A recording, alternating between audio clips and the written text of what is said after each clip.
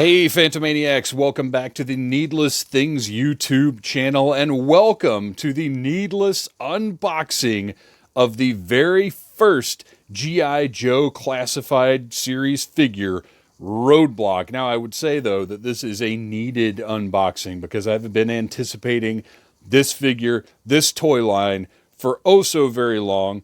There's been a lot of divisiveness about the look of these figures, and we'll talk about that once we open this box up. But for me, I'm thrilled to have new G.I. Joe figures available at retail.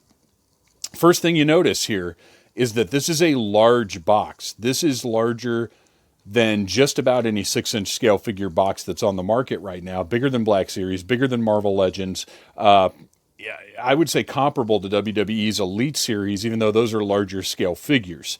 The first thing that I noticed about this packaging, one, there is no file card on the exterior. Now, we haven't opened it up yet, so I don't know if maybe they've got it stashed inside, but they all have just this generic, well, I say generic.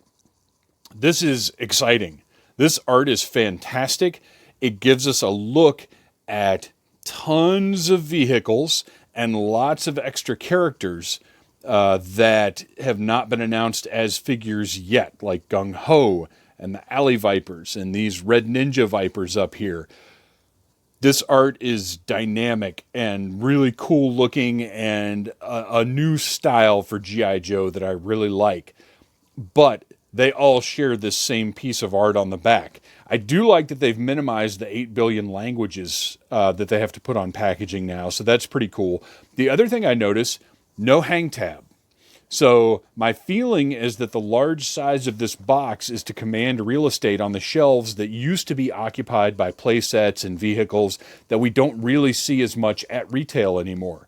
Because you might notice that Marvel Legends, Black Series, Ghostbusters, WWE Elite, these new ranges of figures have been on the shelves in Walmart and Target rather than hanging from pegs. So that's an interesting new dynamic in the toy aisle.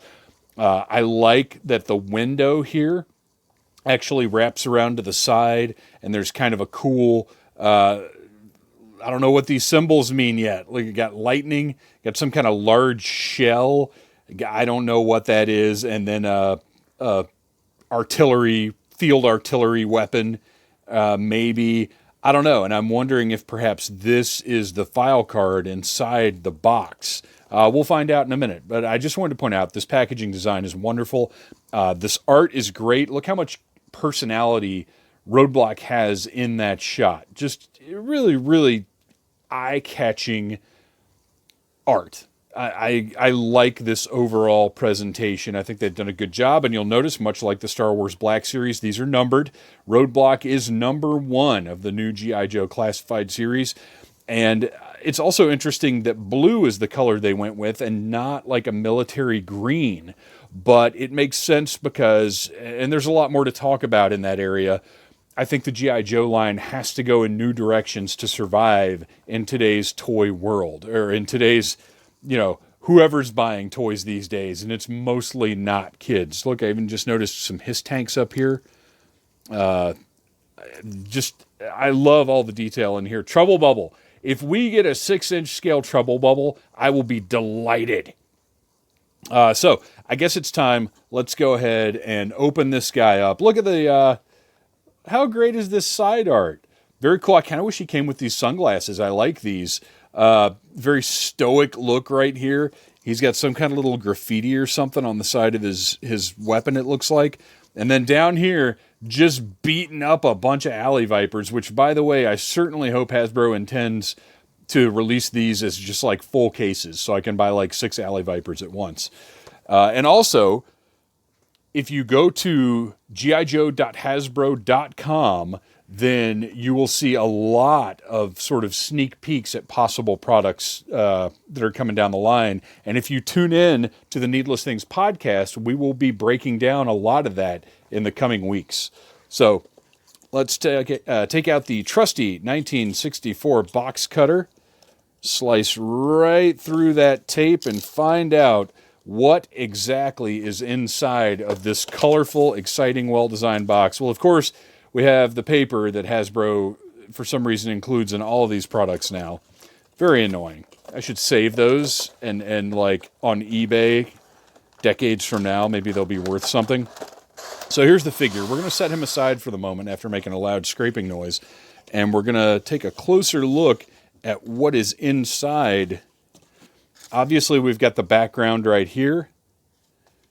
And nothing. No file card at all. I will be interested in finding out the significance of these emblems. And as this week goes on, I will be reviewing more figures from this first series each day. So go ahead and subscribe to the Needless Things podcast YouTube channel right now so you can keep up with all these unboxing videos.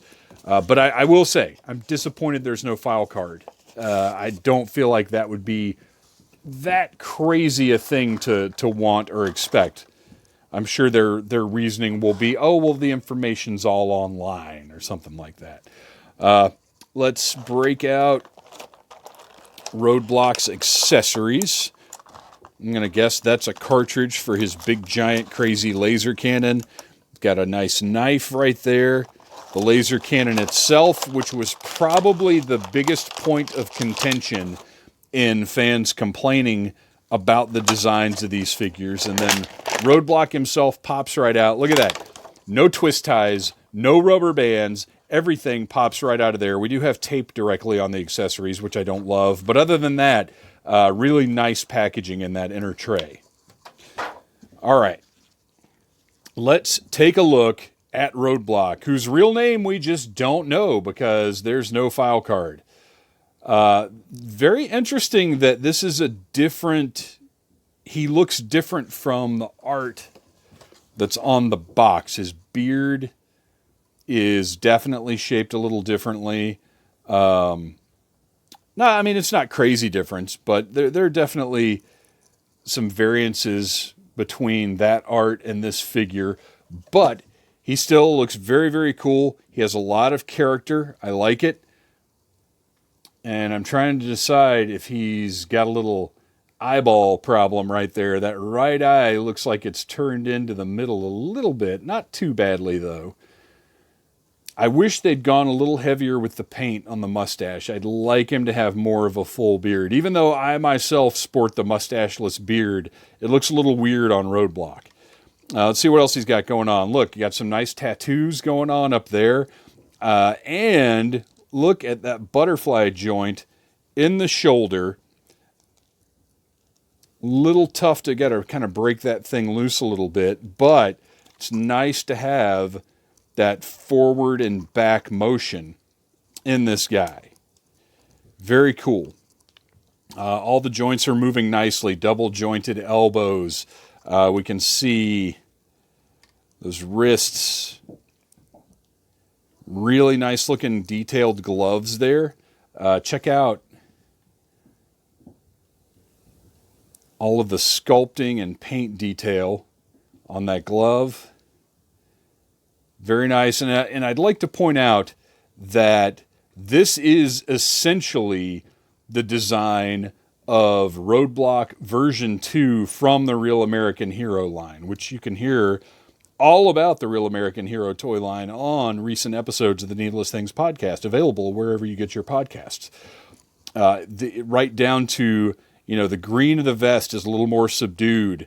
Those red tabs right there. I mean, this is a modern update of that version 2 Roadblock, even to the pants being sort of a grayish color. I mean, they're olive drab, dark gray, but they're not a camo. They're a straightforward color. Ankles move really nicely. Got a deep bend there. Got that nice twist right there where the peg connects. I love the belt and the bandolier strap going up there. Lots of really cool detail in this guy. And I'm actually looking, and he has got a nice ball joint waist. Look at that. No more swivel waist to give you an ugly profile when the figure is turned to the side. That's great. I love it. Trying to figure out all the articulation as I'm sitting here looking at this figure. We actually have two, let's see. Yep, we've got 2 points on the neck there, very much like one of Mezco's 112 figures. It doesn't add a ton of range, and I think it's mostly his vest blocking that. But you can see underneath there, he's got a hinge. They really put a lot of effort in making this guy as articulated as he could possibly be. I love the design. I love the size. He's got a nice weight, a nice bulk to him. Now, let's talk about these gold parts here. They're much more subdued in person than they looked in some of the photos that were released initially, but it's definitely still gold. I would have preferred like a steel or gunmetal color, but overall, I think it's cool. It gives some color, sort of connection across the figure. Design-wise, I think he looks very, very cool. Now, the first thing that my wife said when she saw him was, oh, he looks like a Fortnite figure. And I'm not going to dispute that because I think that's a good thing. I think Fortnite has some incredible character design, and I think having that kind of similarity, that kind of recognition in the toy aisle is only going to make these more appealing to potential kid customers. So I think that's an okay thing because we're getting figures like Roadblock that are super modern and updated, but not outlandishly so. But we're also getting some figures that look very classically styled, and I think that's good. Now let's take a look at Roadblock's controversial weapon here. This thing basically looks like some kind of alien technology, but what I'm going to do is rate it based on its intent and design and not on what I wish Roadblock had come with, which would be just a big M60. So this is a cool looking piece of equipment. There's no way around it. I love the translucent blue up here that's suggesting sort of an energy weapon. The gunmetal color is great. The red looks very cool. I've noticed this blue is kind of present across the figure and across the weapon here. And I wonder if that's going to be a story point. I would honestly rather them not have some kind of like Energon type resource that Joe and Cobra are fighting over. But I also understand if that's something that brings the story together. This is a cartridge for this crazy ass laser bazooka or whatever it is. And I don't know if it goes in this way or this way. And I don't know if it matters. I think those look like little connection points right there. So I'm going to assume this thing goes in that way. And it's got some nice, that blue, again, is repeated on this piece. You can see there's obviously some intent with that blue coloring. So that plugs right into there. And then we've got very cool knife. Always like having knives with my Joes. I feel like close quarters combat is something that needs to be mentioned. And that knife slides right into that sheath on his vest.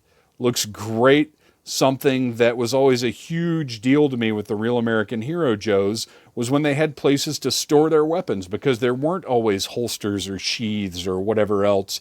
So I think it's really cool that he's got this knife right here, good to go, that fits in his hand pretty darn nicely. Not bad. So let's slide that right back into that sheath and figure out how best to put this massive pulse cannon type thing in Roadblock's hands. It looks like there are a few different ways you could choose to display him with it. I think we've got one here. I mean, obviously that's the trigger. And this may take a little more manipulation than you care to see live in a video. So instead of sitting here and figuring out the best way for Roadblock to hold this pulse cannon, I am just going to go ahead and put it in his hands like that. And it's cool. I'm not saying I'm not going to look for some other, like maybe more realistic 6-inch scale weapon to give this guy, but I do think that's a cool gun. I don't think it's the most outlandish thing we've ever seen in G.I. Joe. And I got to say, I love the look of this Roadblock. Like I said, it's an update of that version 2. Tons of articulation. Like, he is ready for battle, ready to be posed on your shelf. Whatever Cobra has to throw at the Joes, Roadblock and his big, giant pulse cannon are ready. Now, I'm going to throw in a picture to give you an idea of the scale of this figure compared to other lines. And I'm going to do it right here.